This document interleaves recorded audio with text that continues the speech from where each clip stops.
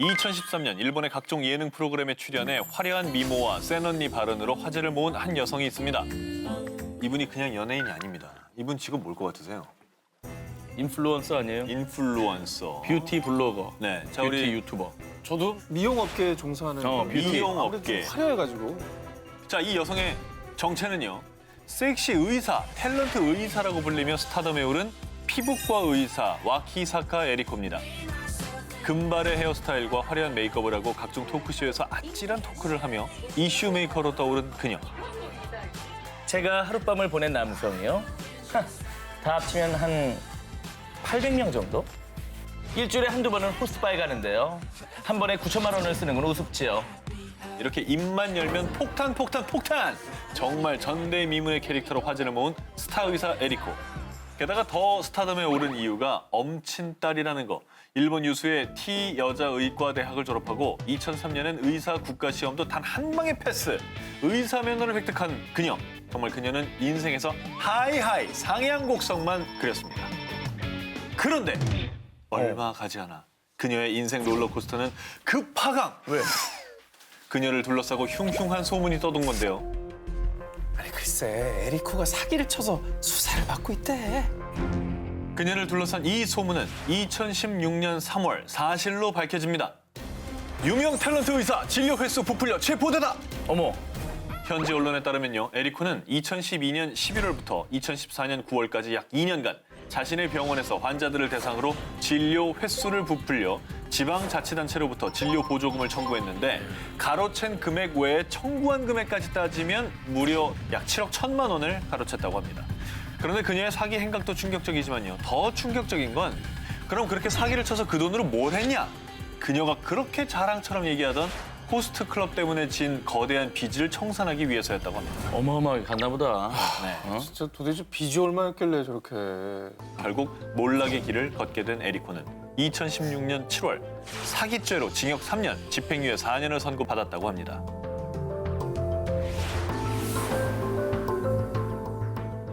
인생은 롤러코스터 파란만장 인생사 19, 18위 공개합니다. 미국 최고 스타 검사의 몰락. 2006년 11월 뉴욕. 무려 69% 유례 없이 압도적인 투표율로 뉴욕 주지사에 당선된 엘리엇 스피처. 국민들에게 두터운 신망과 지지를 받던 스피처가 그 다음에 급 사임. 인생이 곤두박질 쳤다고 합니다. 자, 일단 이 스피처의 내가 제일 잘 나가. 또. 시즌부터 알아보도록 하겠습니다. 그는 미국 명문 P대학을 거쳐 H대 로스쿨 법학 박사학위를 취득, 그리고 이어서 뉴욕 맨하튼 검찰청 강력부 검사로 떡하니 임용. 1992년 뉴욕과 이탈리아에서 활동하는 거대 마피아 갬비노파를 일망타진하며 일약 스타 검사로 떠올랐습니다. 1998년엔 뉴욕주 검찰총장에까지 당선이 됐는데요. 그는 그동안 그 누구도 쉽게 손대지 못한 월스트리트 금융가의 고질적인 비리를 파헤치기 시작했습니다. 주가 조작, 부당 거래 등의 비리를 밝혀내기 위해 사활을 건 그 미국의 뉴욕 증권거래소 회장 딕 그라스와 보험업계의 전설 모리스 그린버그 회장까지 수사 대상에 올랐는데요.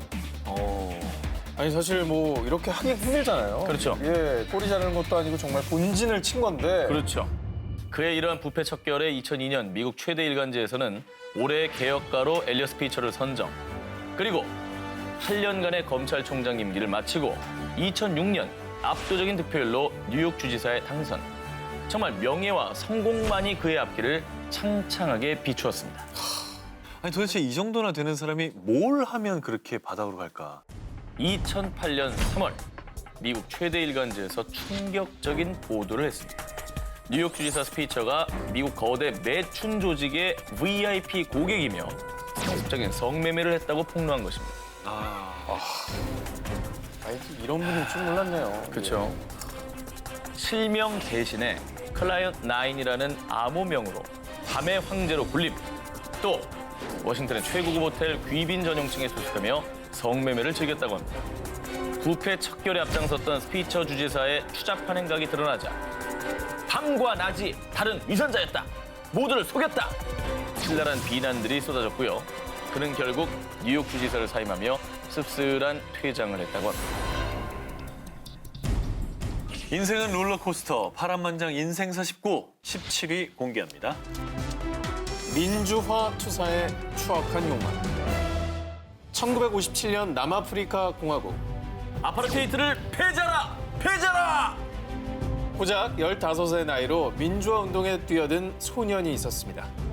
백인 정권의 유색인종 차별 정책인 아파르테이트 철폐와 흑인 권리 신장을 위해 활동한 제이컵 주마. 사람들은 민주화 투사이자 영웅이 나타났다. 넬슨 만델라의 후계자다라며 그를 따랐습니다. 그리고 그 뜨거운 물결로 결국 1992년에 아파르테이트가 전면 폐지. 그 뒤 제이컵 주마는 여론의 지지를 받으며 1999년 부통령으로 당선됐습니다. 좋네요, 여기까지는. 아, 근데 또 불안해지기 시작하네요. 그러니까요. 2005년 남아공을 발칵 뒤집은 대폭로.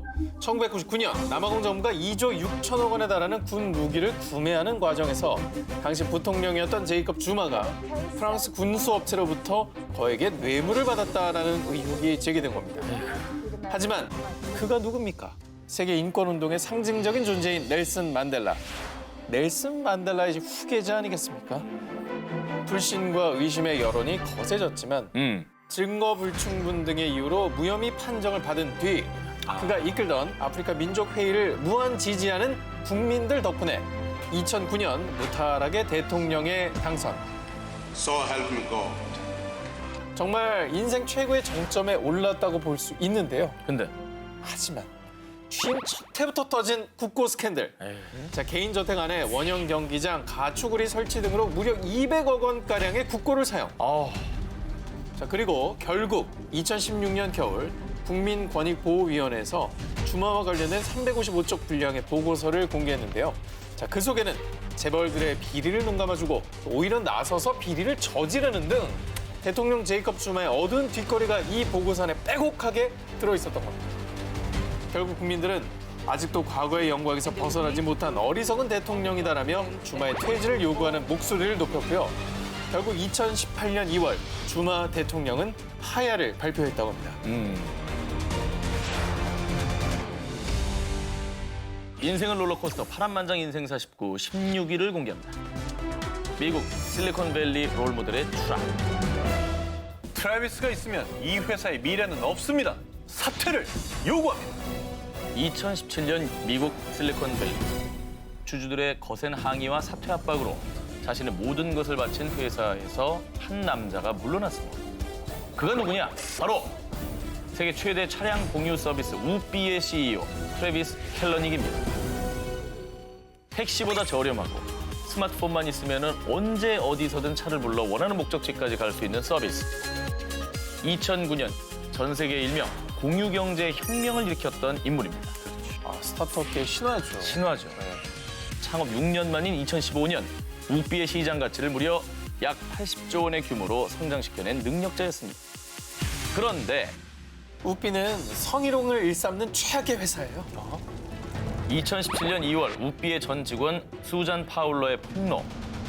때는 2013년 워크숍을 앞둔 어느 날 띵동 CEO 트래비스가 보낸 한 통의 긴급 메일. 일명 성관계 가이드라인이라 적힌 음란성 메일이었습니다. 내용이 참 그 입에 담기도 저속한데요. 살짝만 알려드리자면 직원들 간의 성관계를 하려면 자신이 정해준 대로 멘트를 해야 한다는 등의 황당한 내용이 적혀 있었다고 합니다. 변태 아니야? 변태죠, 변태. 너무 변태인데. 그의 황당한 만행은 이게 끝이 아니었습니다.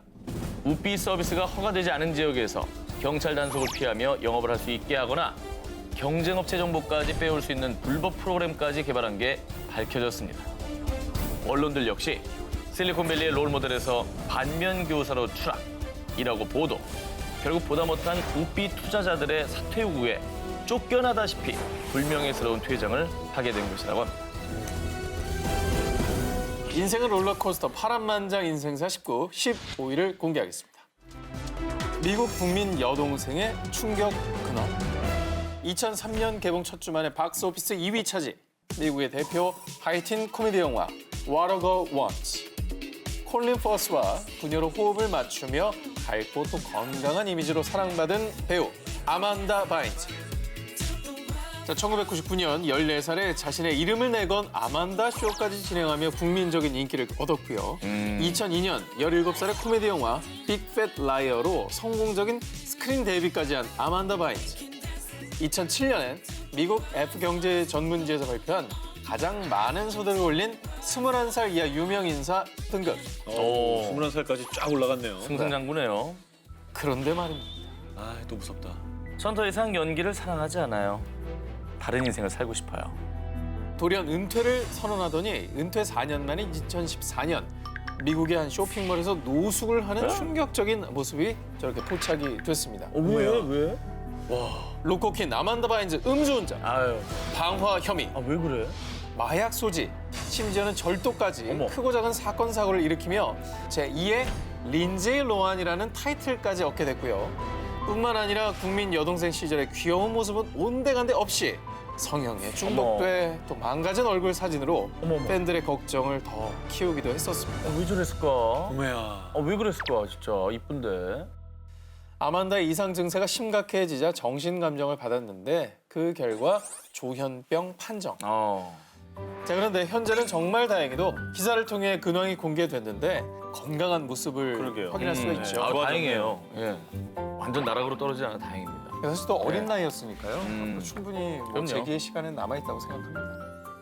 2018년 8월 미국, 마이애미, 뉴올리언즈 등 10개 극장에서 개봉한 영화 빌리어네어 보이즈 클럽. 이 영화의 수익은 단돈 126달러, 약 14만 원으로 많은 영화 관계자들을 충격에 빠지게 했는데요. 어떻게 된 거예요? 14만 원이면? 자, 그런데 이런 흥행 성적보다 더 충격적인 건 무려 이 배우가 나왔다는 겁니다. 저기 있는 얼굴 중에 누구지? 자, 바로 할리우드의 최고의 연기파 배우였던 케빈 스페이시가 주연이었는데 말이죠. 네, 케빈 스페이시 대흥행 배우였죠. 자, 그는 세븐, LA 컨피덴셜, 아메리칸 뷰티 등 영화사의 명작으로 회자되는 작품에 출연하며 국민 배우로 등극, 연기 인생의 오르막길을 걸었습니다. 그런데 그렇게 쭉 꽃길만 가면 좋으련만 내리막길 노선을 딱 타기 시작하는데 그 흑역사의 시작은 2017년 10월 할리우드 영화배우 겸 뮤지컬 배우인 앤서니 랩의 폭탄 발언이 시작이었죠. 1986년 앤서니 랩은 뮤지컬 플레이풀 선즈에서 케빈 스페이시와 함께 호흡을 맞췄는데요. 당시 26살의 케빈 스페이시가 자신의 집에서 파티를 했는데 그때 방침대에서 성추행을 당했다는 힘든 고백이었습니다. 자, 그리고 앤서니 랩의 용기 있는 발언은 나비 효과처럼 번져갔습니다. 1996년 케빈 스페이시가 직접 연출한 영화 알비노 엘리게이터의 현장 스텝, 그리고 미국 대표 정치 스릴러 드라마 하우스 오브 카드 제작진 8명 등 그동안 숨기고만 있어야 했던 그의 추악한 행각을 뉴스 채널 CNB에 알렸던 겁니다. 자, 증언에만 따르면 성별, 나이를 불문하고 성추행을 일삼은 케빈 스페이시. 그러니까 한두 번이 아니라 그냥 상습적으로 했다는 얘기네요. 그죠? 자, 그런데 케빈 스페이시는 자신의 파렴치한 행동들의 속속들이 밝혀지자 자신의 SNS에 정말 무책임하고 뻔뻔한 사과문만 떡 올리고 말았습니다. 자, 그러면서 이번 일로 삶의 용기를 얻었어요. 저는 이제 동성애자로 살기로 했습니다. 자, 이런 글까지 남겨 팬들은 성추행 사건을 덮기 위해 동성애자인 것을 밝힌 게 아니냐라는 비난일세. 대중도 그의 동성애 고백에 등을 돌렸습니다. 자, 그리고 이때부터 그의 인생은 마치 지옥으로 가는 급행열차처럼 고공낙하, 끝없는 추락이 시작됐습니다. 그가 출연한 작품에서 아웃, 또 퇴출당하기 시작했는데 하우스 오브 카드에서 장장 시즌5까지 민주당 하원 의원인 프랭크 언더우드로 출연했지만요. 2018년 9월 시즌6 예고편에서 프랭크 언더우드는 2017년 사망했다라고 쓰인 묘비를 보여주며 그는 극중 돌연 사망한 걸로 정리가 됐고요. 게다가 올해 초에 개봉한 리들리 스콧의 영화 올 더 머니에선 그가 출연한 부분은 다른 배우로 전격 교체해 무려 개봉 6주 전에 재촬영을 했다고 합니다. 자, 인생은 롤러코스터 파란만장 인생사 19 9위를 공개합니다.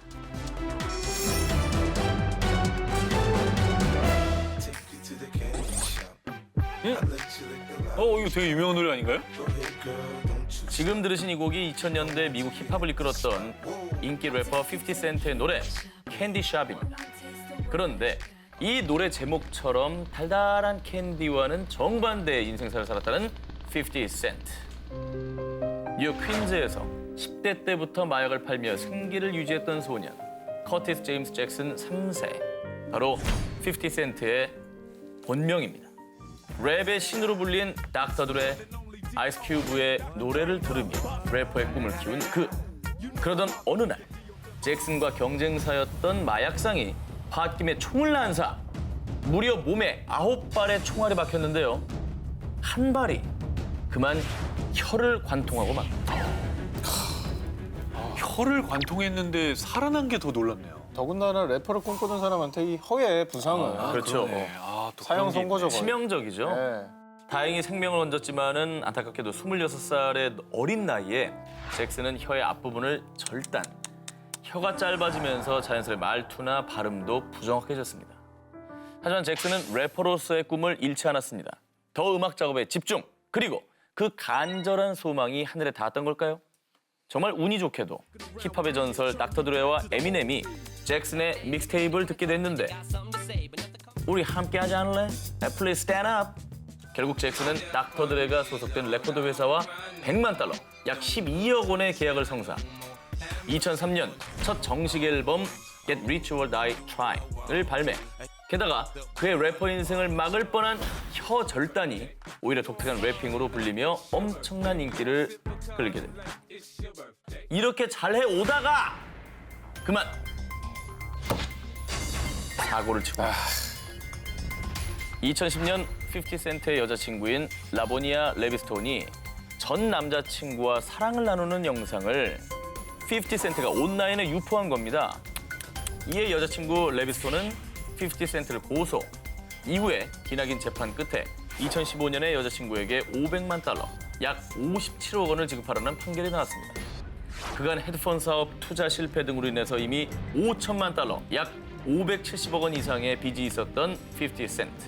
결국 2016년 파산 선고까지 내려졌습니다. 자, 그런데 이렇게 50 센트가 또 무너지느냐? 인생이 뭐다? 힙합이다. 지금 들리는 소문으로는 드라마와 비타민 음료 투자가 또 대박이 났대요.